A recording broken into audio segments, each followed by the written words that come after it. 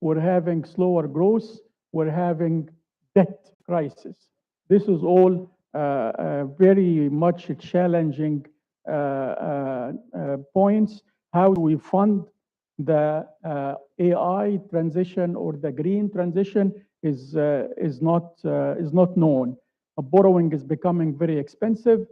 The word, and this is a word that we haven't heard since the 1970s, stagflation is coming to the screen. Stagflation means stagnation, means recession, in addition to inflation. A lot of the countries are going to face this stagflation very soon. Now, the old era of globalization at any cost is dead. We are really now rapidly replacing this by geoeconomics, where countries are no longer looking for the cheapest factory, but they are looking for the safest routes. So we're not moving to the best and the most competitive. We are moving toward the friendly shoring kind of partnership. So we are looking inward in order to make sure that we have self-sufficiency in the basics rather than depending on the international trade. And only we are doing trade now with partner, with allies, not with everyone as we have done before. Geopolitical fractures means that the politics, as been mentioned by Dr. Amr, is now driven by a shift from the unipolar, from the US and only, to the multipolar system. The conflict in Ukraine has reshaped energy market. Tension in the Middle East now is threatening the regular trade routes from the Strait of Hormuz to the Suez Canal. So it is not any longer decision making in the Washington consensus. So Washington is not anymore the only capital where negotiation is taking place. It's taking place now in Beijing. It's taking place in New Delhi and even in Riyadh. There is now more than one place where things are moving up. We are also having, and this is unique to this year, the year of ballot. What does that mean? We are in the middle of a massive global election cycle. From the US to India to Europe, the common thread is basically voter revolt. People are revolting now against the establishment, against the regular institution vote candidate. People are actually afraid of the rigged system. And this is going to bring us back to the core theme that we have, the perception of corruption and the erosion of trust in the institution is going to take people or going to make people vote the other way. I think this has started already, that you see people who have been in power for 16 years being removed this year. We have the AI revolution. Too late. Yeah, I'm almost halfway. So I don't know if you can Are you sure you're halfway? I thought you were three quarters away. Yeah, move to the slide, the AI revolution, please, if you can. The artificial intelligence is not just a tech. This is advanced. Which one?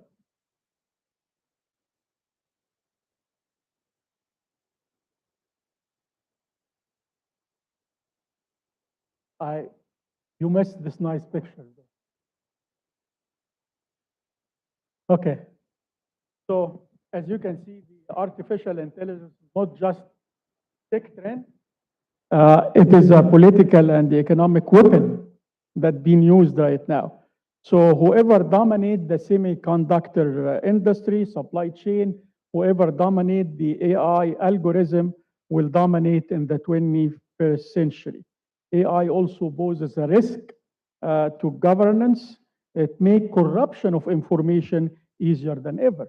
So a lot of people didn't really look at that, but this is gonna come sometimes at a surprise.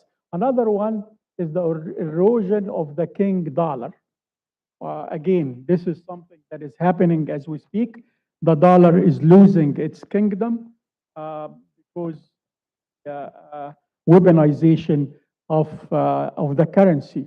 When the U.S. froze the 300 billion Russian dollar reserve, it sent a signal to the world: your money is only yours if we agree with your politics. This is enough to basically start taking away from the dollar kingdom. So it did trigger a global movement toward dollarization. The new things that is happening as well is the non-SWIFT and the CBDC. CBDC is central bank digital currency. This is new and is coming. And the SWIFT system, which is the US system, is now challenged by another system from China, the CIPS, another system that has China, UAE, and Thailand settling outside the M bridge without using any US banks. So these all are digital movement that basically threatening the dollar kingdom, so to speak. We have also oops, I'm coming back. We have the green transition. In a sense, the green transition means the movement from the net zero, the biggest economic shift since the Industrial Revolution. It requires minerals, which is often found in the country with weak governance. And this is another point that a lot of people did not look at. So this creates a new risk, which is what we call greenwashing or green corruption. And this could be very much the case. I don't know if you've heard about the CBAM, the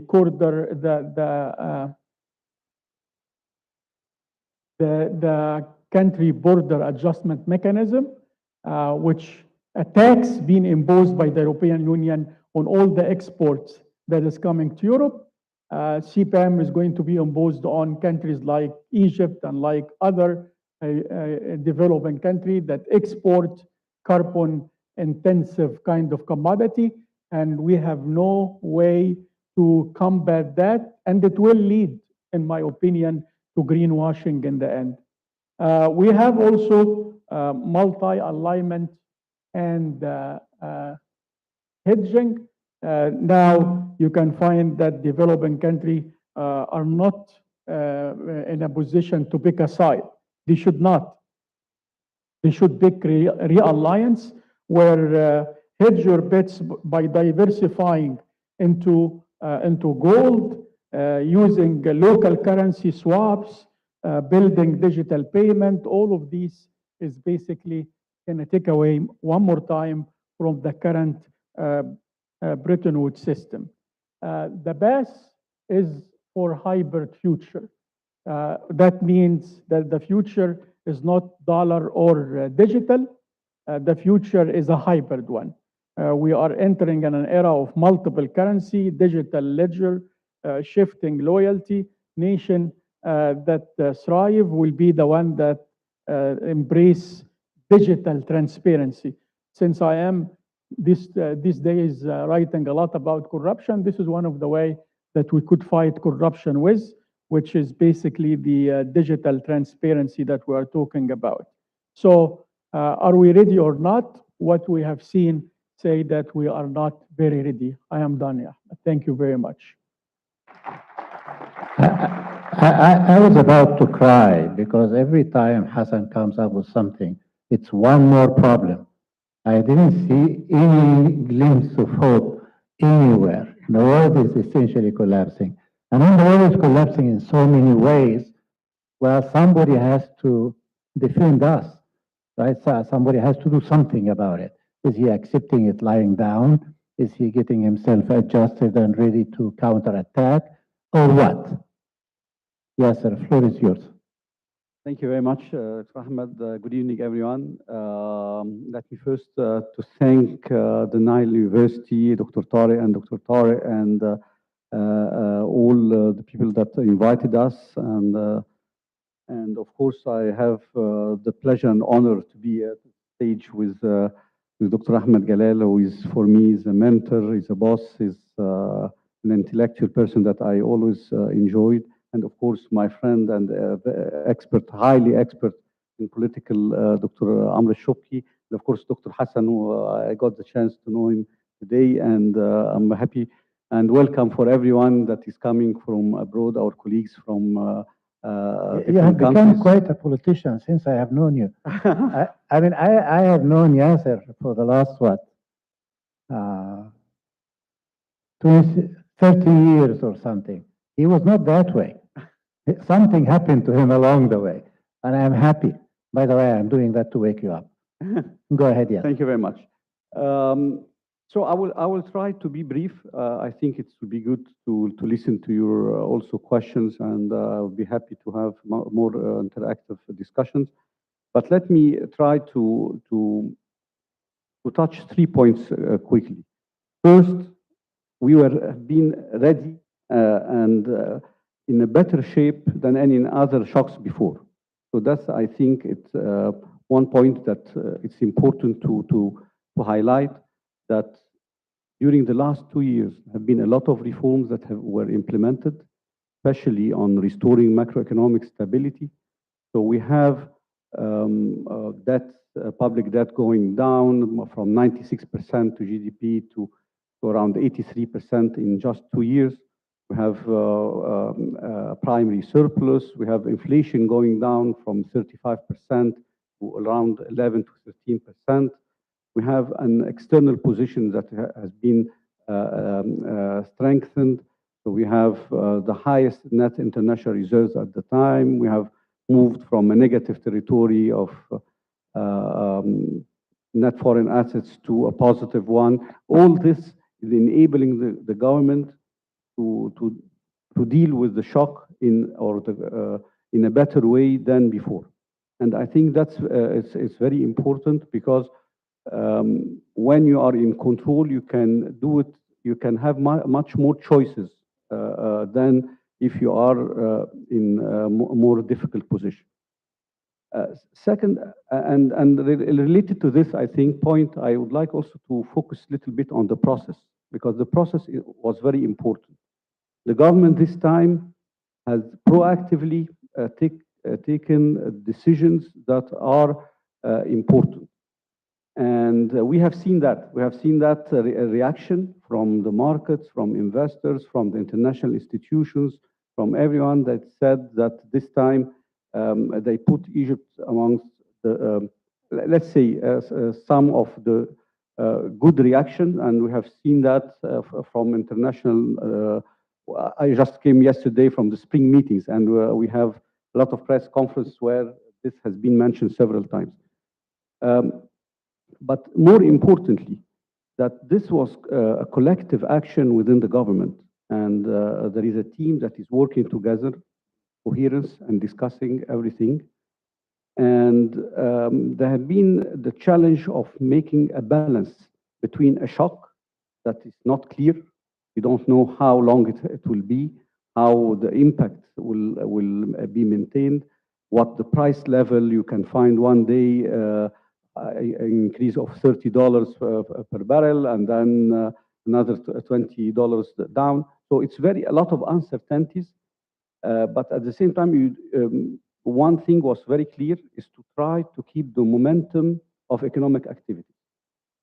Growth has been increased to 5.3% during the first half of the year, and 5% during the previous quarter. For 3 quarters, in general, we are higher than 5%, which is compared to between 2 and 3% 2 years ago. So that, I think, was very important to maintain. So you don't want to overreact to hurt the economy, but at the same time, you have to be proactive and take the decision that reduce the risks of all the challenges that we are facing. So that was an important part of it.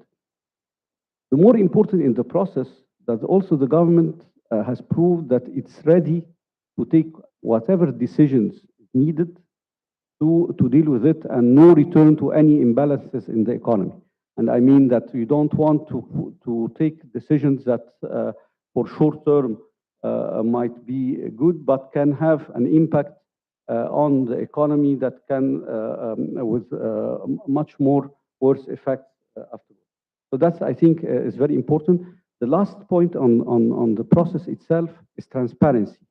We have tried to communicate with everyone, with internally, externally, with investors, with the markets, with more transparent. For the first time, we published and said, for example, if there is an exit of foreign investment, we set the numbers so that everyone can understand where we stand and the situation. And this proved to be also very important. Maybe the second point quickly is, what did the government do? So as Dr. Hassan explained, so there have been a challenge on the energy for us as a net importer country. This is, of course, the biggest challenge is the energy prices because the increase was enormous and in a very short time. So the government has to act, but not only on a single, so no one policy or no one decision can resolve this. So it has been more a comprehensive approach. So first, pricing. There have been an increase, of course, for fuel prices and also for electricity, for trade. But this is a part of it. But more importantly, that we kept our commitments for the producers to make sure that no arrears are happening, so that they can invest in production, which is very important for the availability of the fuel products. Also, there should be a reduction in consumption, so a rationalization. So the government started by itself, reducing the consumption for all the government entities by 30% in fuel and 20% in electricity, and they give the freedom for each entity to decide how to do it. But I think that's also very important in terms of energy, in addition to very important also component, which is the energy mix. So the investments in renewables are growing fast and importantly, and by the private sector. So we have contracts that are secured for the next 2 years, adding like 20 gigas, which I think is very important in achieving our target of 42% of the power generated in 2030 by the renewable energy. On the food, I think it's important also as well, but we have started the collection of the harvest, the wheat, the domestic wheat, and we have good reserves. So that's, I think, also the government has increased the price of buying from local farmers so that they can also secure during this harvest time a good supply. Spending also, government took very detailed decisions that to delay, for example, some of the projects, delay any unnecessary spending at the time. So to make sure that we have a contingency in the budget, and we need to make sure that the contingency is well used, so you don't spend it at the time until for reasons like any extraordinary shocks that are happening. Also, of course, the revenue collection, starting to make sure that there is an acceleration in the revenue collection as needed. One important part is the financing. So we entered the international markets, even in the time where some foreigners, short-term investors, are coming out. There have been long-term investors who are coming in and lengthened maturities. So that's, I think, is important. I can give you much more details on this if needed. But this is a comprehensive set of reaction that has been dealt to address the crisis. Now to the third point, which I think is also important to mention, that the crisis is not an excuse for not doing reforms. So we are determined to continue the momentum of reforms that have started. to open up the economy, to ease the business, to attract investors, to do whatever is necessary. So we have passed to the parliament new laws for tax facilitation package for properties and customs as well. So everything, so the government has kept the momentum and is working also on some of the divestment issues. So all this, I think, is giving a signal that the government is continuing.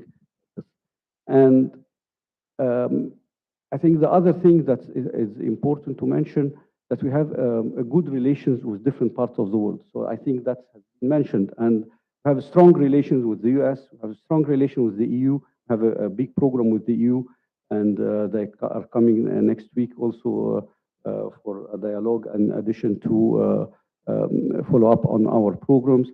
But we have also strong relations with China, with the BRICS and other countries, and of course Africa, and of course also the Gulf and other countries. So we have a good partners in terms of countries, but also with international institutions. We are getting the technical expertise as well as whatever financing is needed. So that's also is good. The final point I would like to highlight that Egypt is maintaining its position as a stable country in the region, and stable not only politically but also economically, to be a source of growth and source of trade and investments with other parts of the world, which I think will help us to advance as much as possible, at the same time to have much more partnerships with others. Thank you. Thank you. Thank you very much, Yasser. I guess I learned one thing today, that I would have you as my lawyer anytime I go to court. So you did very well to defend the government's position. What I'm going to do in the remaining time, how much leeway do we have, Hassan? I mean, only 16 minutes. Well, the other guys were taking, huh?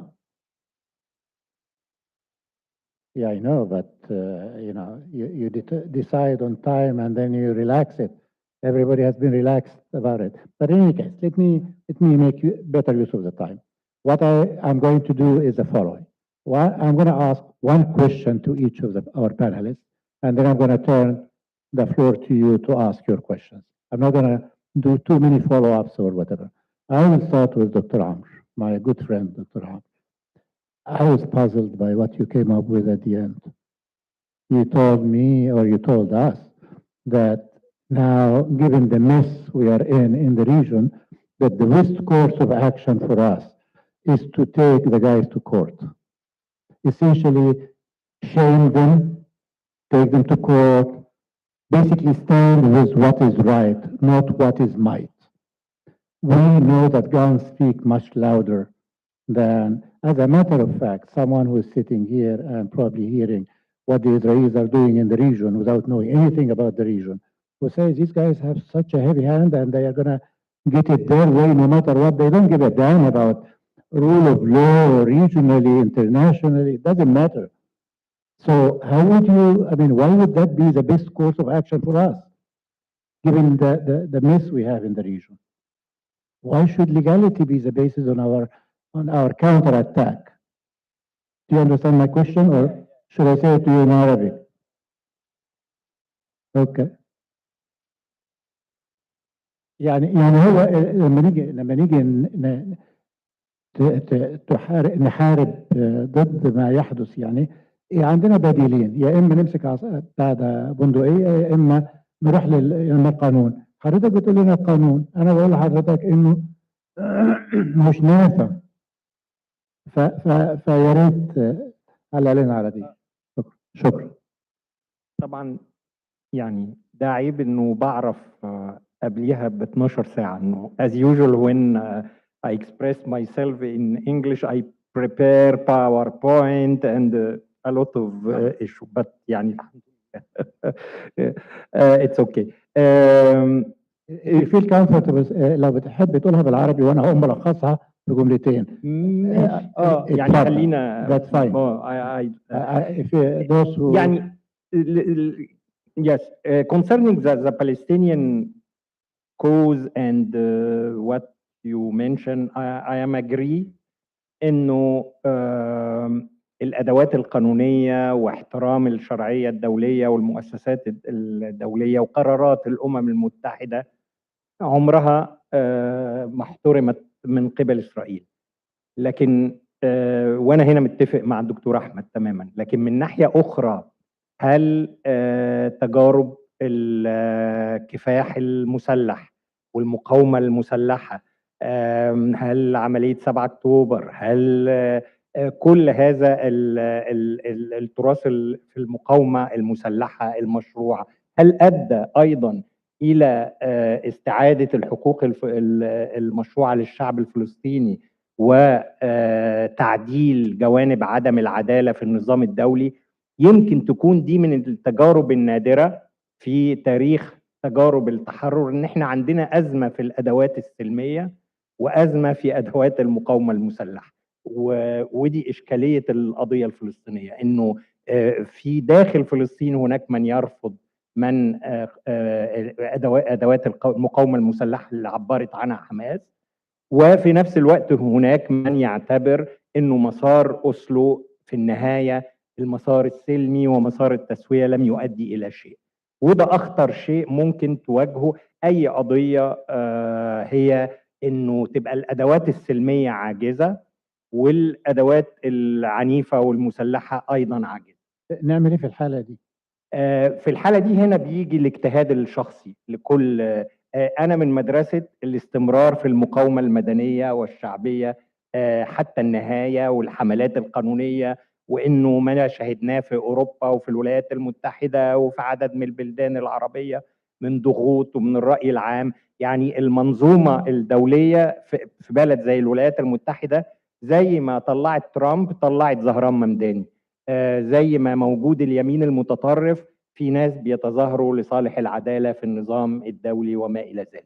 وبالتالي وفي الخيار العنيف والمسلح ليه بريق وفي ناس معاه، وكل ما النظام الدولي يبقى قايم على عدم العدل وإحساس الناس باللا جدوى، طبعا ده بيعزز الخيارات المسلحة والعنيفة، ويتقال ببساطة انتوا خدتوا ايه بقى من النظام الدولي ومن الشرعية الدولية ومن الأمم المتحدة ومن قراراتها؟ إسرائيل عمرها ما احترمت. جماعه السيسيين دول ما توصلش معاهم لحاجه.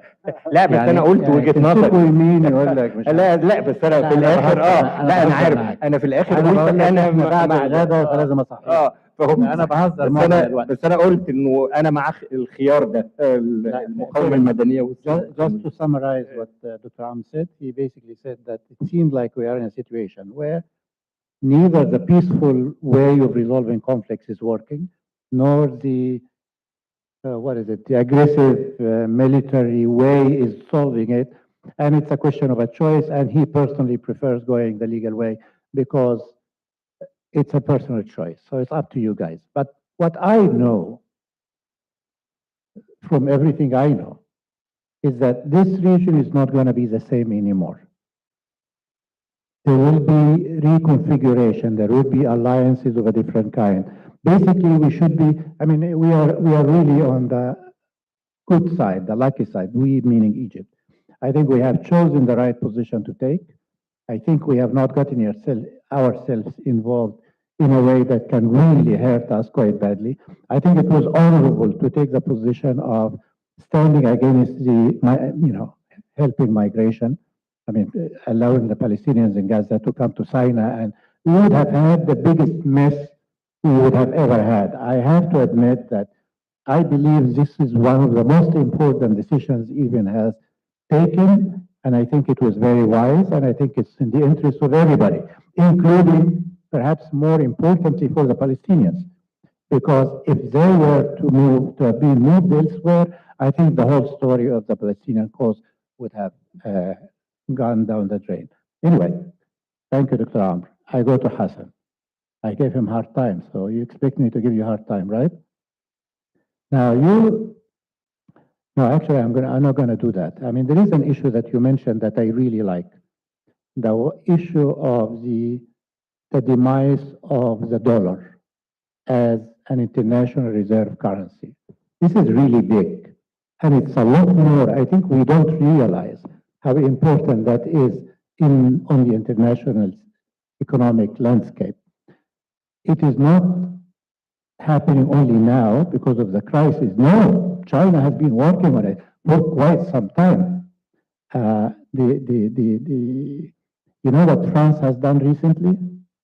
France has withdrawn all the gold that they have in the US, and other countries are likely to follow suit.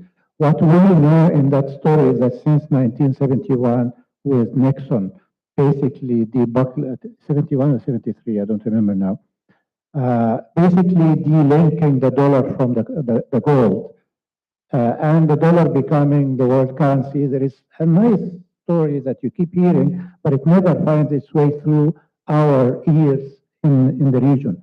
It has to do with the so-called petrodollar.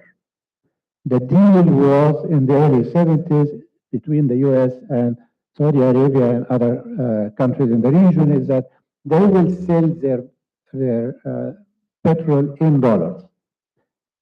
That by itself made sure that the dollar is in demand everywhere in the world. The value, all the US needed to do was just print money, and everybody was getting the money. And then interestingly enough, they take the dollars and then they put it back in treasury bills in the US, and the US uses it to grow and to flourish. These guys have been, I mean, the Americans have been living off the rest of the world by using the dollar currency. Do you agree with that story, or you have an alternative story? No, I probably one of the few people who have been saying this since the first. I will send you these 3 articles I wrote back in. Let me remember the years. I think 2005, and the title was. And this is in the U.S. Paper. The title was, "Do the U.S. have a saving crisis?" Guess what? The U.S. had a negative saving. We're complaining about our own saving, right? At the time, this is in 2005, they had negative saving.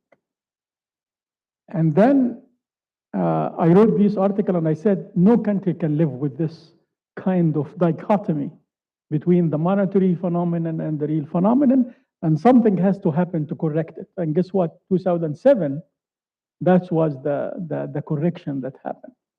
After that, the saving rate in the US started to increase, never reach more than 8%. In the last 3 years, the US saving rate is coming down to 2%. From where all the investment is coming, since remember, you are taking the saving to invest. So just to give you an example, the Chinese, they save around 30%, 30% of their GDP. So they have a lot of money to invest. We are having a lot of countries, that emerging country, they have over 20% saving rate. But the US is having this very structural crisis.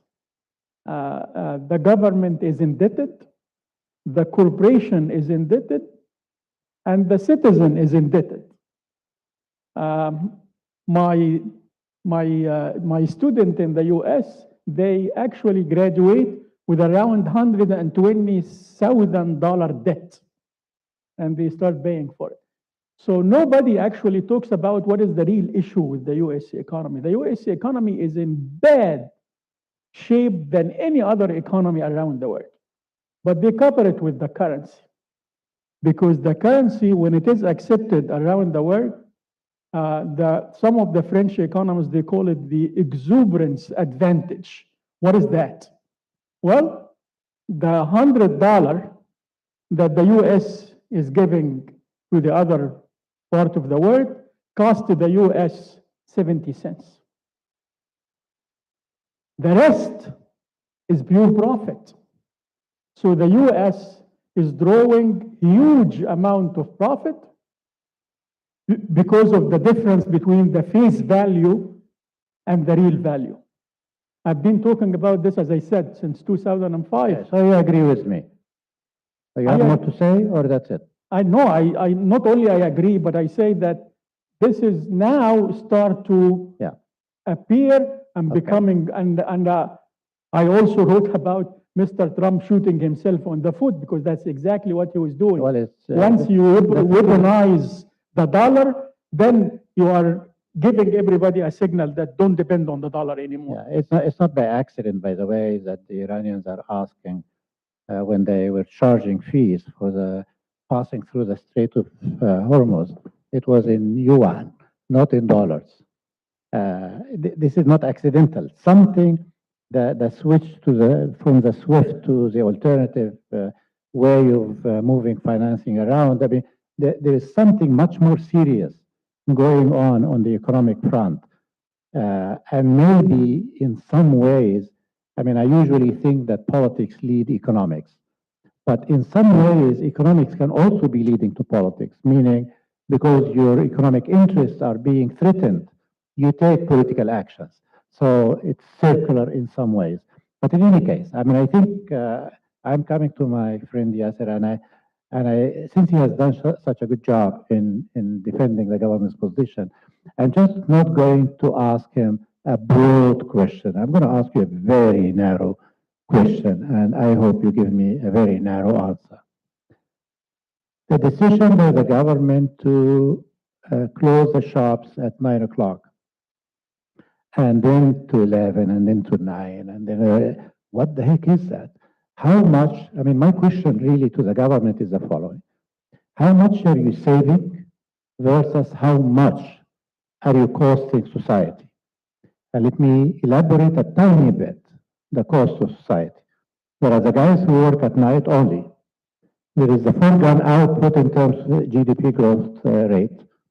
There is the idea that when it's dark, you might be opening the window for, or the possibilities for all sorts of mishaps, you know, violence and theft and the car making accidents or whatever. Has anyone in the government calculated the foregone benefits from, I mean, no, just the benefits from, let's say, closing down the shops at 9 o'clock or saving some consumption of electricity and the like, versus the foregone benefits to everybody else?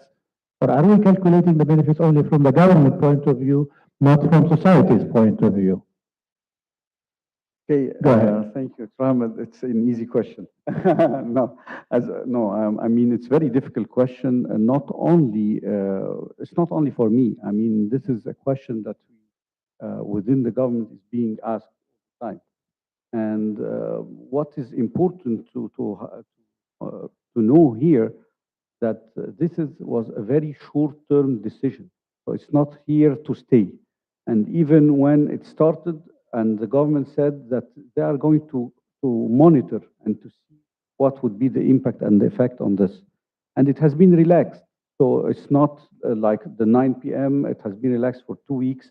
And then the government said that it will go into review again. Of course, so this is more a cabinet decision rather than a financial decision. They are responsible decision. Personally for this. Yeah, but I mean, it's not only financial, but one thing is important also for everyone to know, that the increase in prices, in energy prices, were enormous. So if you see the natural gas prices, international prices, it went up from $15, for example, to $22. That's very big. So no, and I think this is the issue, that no economic return will compensate on the short term the aggravation of the high prices on everything. So it's a choice. Of course, that's why we'll see if this is really effective or not. So the decision will be, I think, addressed and is being discussed, and will be addressed very soon. Well, thank you very much. So it's a temporary thing. Don't worry about it. And all the questions that I asked, you know, the foregone benefit, are not really foregone forever. It's just for a month or so, so it's okay. We'll let him get away with that. Now the floor is yours. I asked for permission for 10 minutes. What I'm going to do is collect questions. I'm not going to get them to answer each question at a time. You guys, whoever wants to ask a question, please identify yourself. Ask your question. If you want to address it to one particular panelist, that's fine too. Then at the end, I'm going to go for a round of response from them as they please. Doctor, please.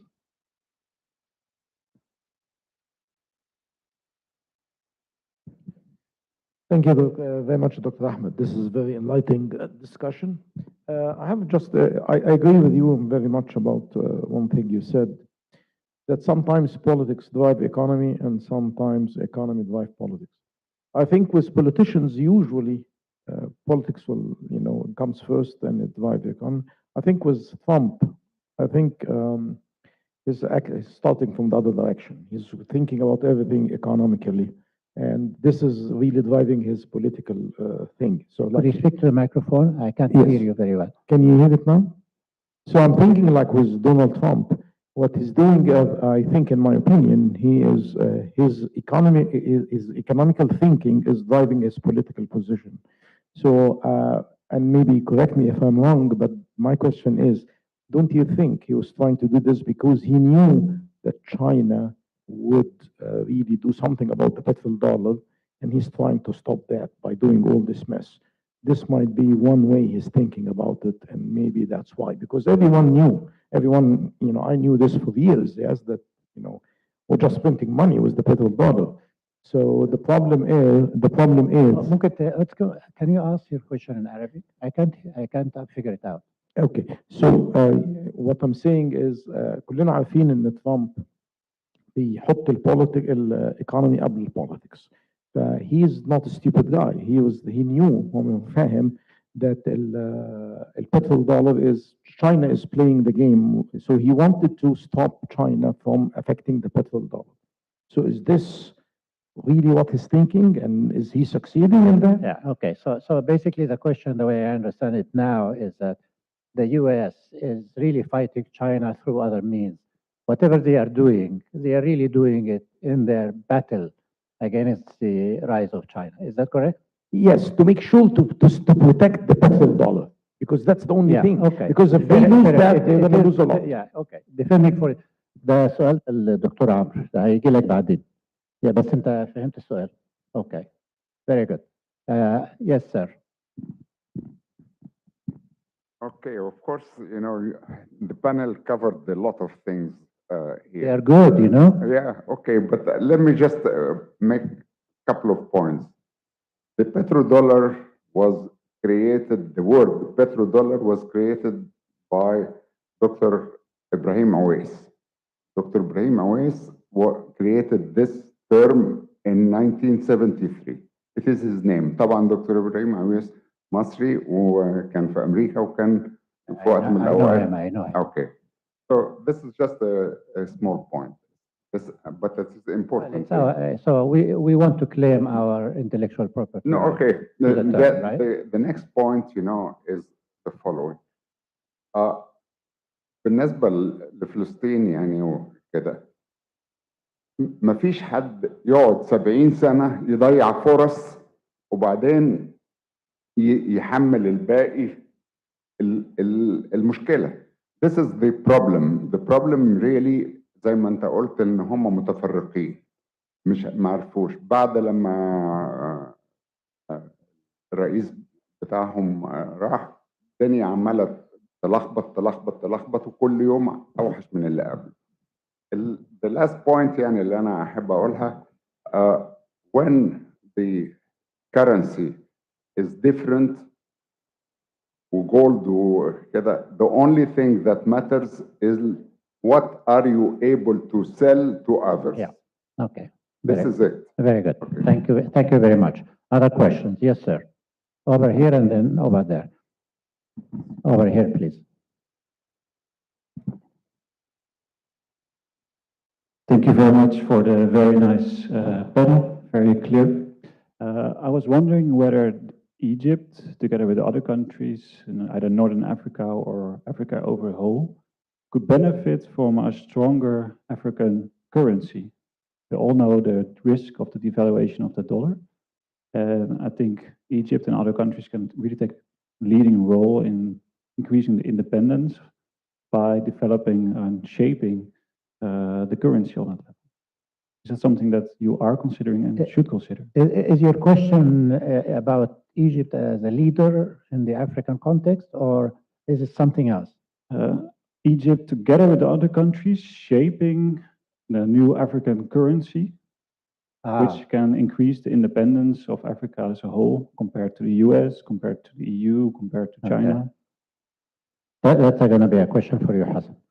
It's basically what, the point is basically, we are talking about deviating from a dollar or giving up on the dollar, and alternative currencies are emerging. And my understanding of your question is whether Egypt and Africa can create a currency of their own, sort of thing. Is that correct?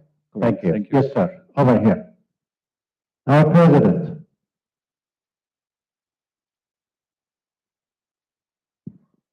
Thank you.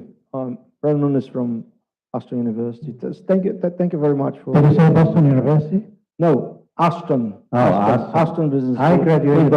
graduated from Boston University. That's Okay. Yeah, I've heard it looks like England. Go ahead. There might be some similarities. So my question is it relates to the point that Professor Hassan Ali raised, in a sense that the green transition is going to create a wave of greenwashing, particularly with CBAM. And I'm wondering whether this is probably just the first stage and things are a little bit more dynamic. Because I'm working with companies in knowledge transfer partnership projects in the UK, and what we're seeing is the redesigning of the supply chain. And I think what is going to happen here is the same thing. You're going to have an oversupply of products that you're going to be more competitive here than perhaps you are in. And then it's an opportunity for African countries to actually aggregate value on this project, because you're going to have cheaper inputs here, higher volumes of input. And I was wondering if I could get your views on that. Thank you. Thank you. I'll take one more question. Yes, sir. I haven't heard from the ladies. Where are they? No? Okay. Okay. Thank you, sir. And my name is Amr Hashim from Nile University. Going back to the issue of technology in this whole setup, is there a room to revisit the barriers that were created for technology transfer due to the New World Order? I mean, things like the intellectual property that is creating a huge barrier, especially in the time where there is a deficiency and lack of sources for development. So what could be done in order to overcome this barrier? Okay, thank you, sir. All right, I think we've had the questions. I'm going to start in reverse order this time. I'm going to start with Yasser. Can Egypt create a currency that will play the leading role in the African context? A common currency. Yeah, of course. I mean, the currency is much more is a central bank issue more. But I think the only thing that to have a currency, single currency, you need a lot of conversion between the economies, between the systems, and that. So it's a long-term, usually long-term push. But the related question also that you may want to answer is a comment made by the gentleman over there that has to do with basically you have to have something competitive to produce to be able to sell outside. Yes. It's really an important one. It has to do with everything about domestic policies. If they are not helping the production side be competitive, less cost, transaction cost is low, and so on. So there is something about local reforms that will enable the country to be resilient, deal with shocks, as well as get some currency from outside. Yeah. No, thank you very much, because I was going to comment on this, because I think we have a growth model that now is based on exports oriented, to be competitive, to focus on manufacturing, to focus on technology, and to focus really on exporting and having the capacity. To do this, first thing is to create a good environment for all the businesses. And then we can have additional specific drivers or engine and we are doing some initiatives on manufacturing, on tourism, on agriculture, on also technology. And I think the vast and the massive investment that happened during the few years in infrastructure, much of them was on connectivity and trying to create a good environment for technology as well to thrive. And I think this is very important because this is the future for Egypt. We have a young population. We have a young population that can deal with technology and can be sourced. And we are seeing now some of the early results. Exports of technology last year reached $6 billion. That's very important between outsourcing, between young people. And this sector is one of the highest growing sector in Egypt. The three biggest higher growth contribution during the last 2 years was manufacturing, was tourism, and technology, the ICT sector as well. So I think this is a good base for a good growth, a good quality growth. And this is, I think, where all the focus now on the private sector and to create a good environment for the youth as well to have a better opportunity. Thank you. Dr. Ali. You have a few questions, actually. I think but the question let's be to the point. The question about the ability of Egypt and the African country to have a universal currency, if that's what you... There are a lot of conditions for the country to have a universal currency. Of course, convertibility is the number one. But more than that, and that's why the yuan will never be a substitute for the dollar, you have to accept pure liberal policy that will make your internal domestic monetary policy hostage to the international fluctuation. You know, if you are going to have a universal currency, you have to accept money flow coming in and going out with no barriers. And the US is mastering this kind of movement, and that's why the dollar is going to keep playing a role in the international arena. All of the other, as I mentioned in the presentation, are going to help, are going to be side by side. There's going to be a hybrid model, but it will never be the dollar dying out 100% and the yuan is going up. So there is a lot of roads for African country and Egypt to have a universal currency. That's, I don't know if there's another question. Can't remember now. I thought you have a better memory than mine. No, I even have a worse memory. Yes, go ahead. Doctor. Yeah, exactly. The president.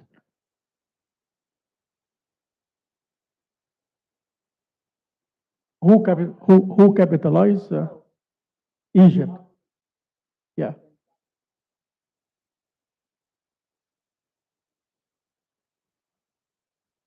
Yes. Yes. No, this is 100% correct. I no, this is a real opportunity for African countries and Egypt as alike to capitalize on the current condition where everybody is worried and everybody is having difficulty competing with what seemed to be a tariff environment, protectionist environment, and people want to, as I mentioned in the presentation, to have a safe partnership rather than cheap partnership.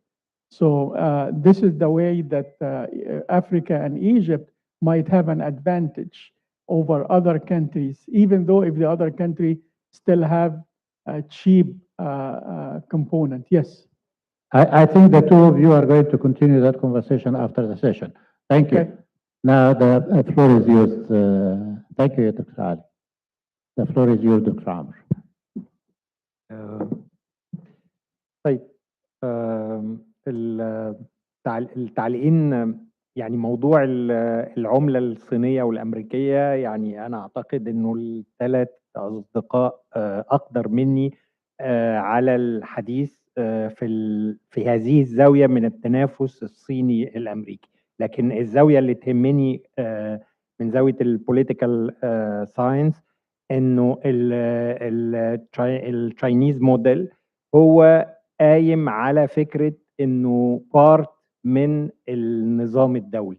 يعني الصين مش زي أيام ماو تسي تونج أو نموذج اللي هو معزول ومقفول، لكن هي الشركات المالتي ناشونال موجودة في معظمها في الصين، وبالتالي في قدر من التنافس وخلينا نقول أحيانا الحرب الاقتصادية والسياسية، لكنه جوه المنظومة الدولية. وده يمكن الإشارة اللي أنا أشرتها فيما يتعلق بتجربة إيران، إنها حاولت إنها تأسس مشروعها خارج النظام الدولي، خارج القواعد اللي موجودة في النظام الدولي، واستثمرت عدم عدالة وشمعنا والدبل ستاندر، ويعني مش بقول حكم قيمي في هذا الموضوع، لكن في النهاية هي المحاولة كانت اوتسايد.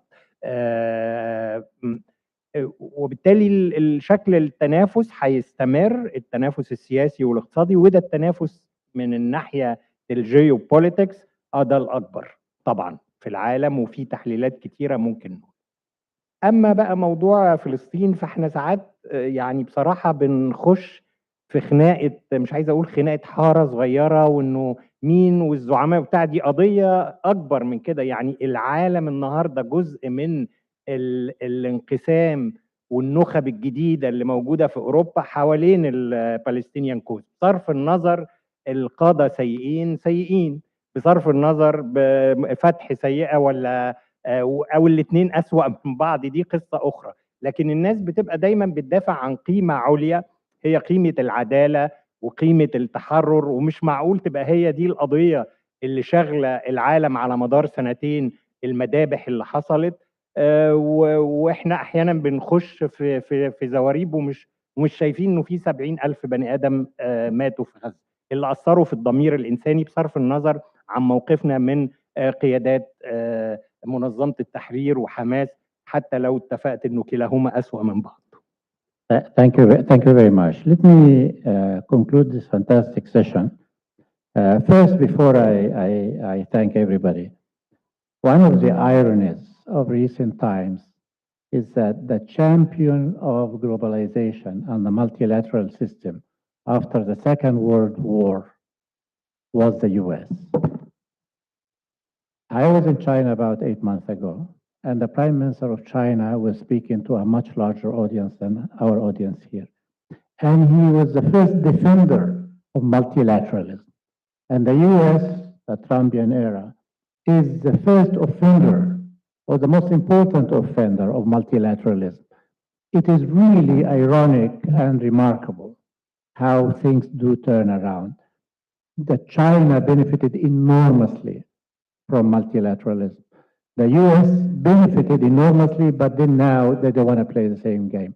This is going to be an ongoing discussion that is not going to be settled anytime soon. On that note, I just want to thank you for staying the course because it was not easy. And I certainly want you to join me in thanking our great panelists, Dr. Hassan Ali, Dr. Amr Shturki, and Dr. Yasser Subhi. Thank you.